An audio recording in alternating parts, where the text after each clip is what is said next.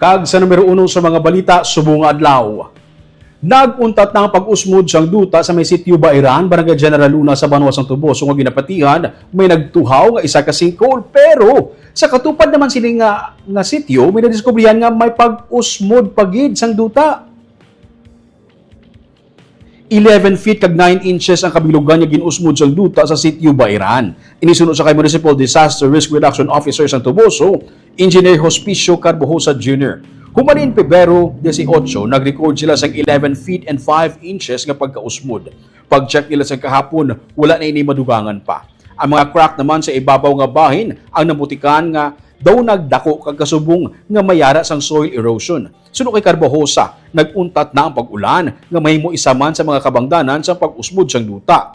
Sa ikaduha nga semana sang Marso, magabalik ang Mines and Geosciences Bureau dala ang ilang mga equipment para mapatod kung ano ang gitunaan sa pag-usmod sang duta. Mga 3 ka kilometro gikan sa Bairan ang sitio Bugho.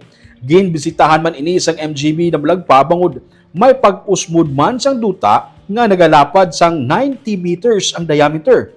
Mga isa katapak ang ginusmod sini. Ang initial nga assessment sang MGB, isa ini ka cover collapse nga category man sang sinkhole. Padayon man ang pag-usisa sini.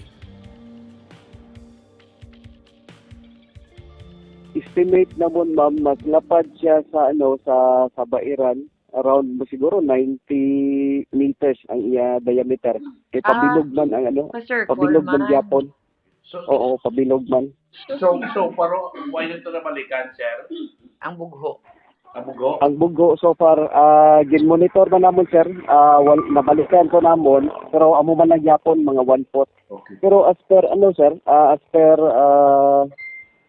sa mga nag-start pa bala ditong area, halin pa to siya sang ma'am, sang bagyong Tino. May na-observe na sila nga nag-usmod to pero gamay lang nga pag-usmod kag gamay nga crack.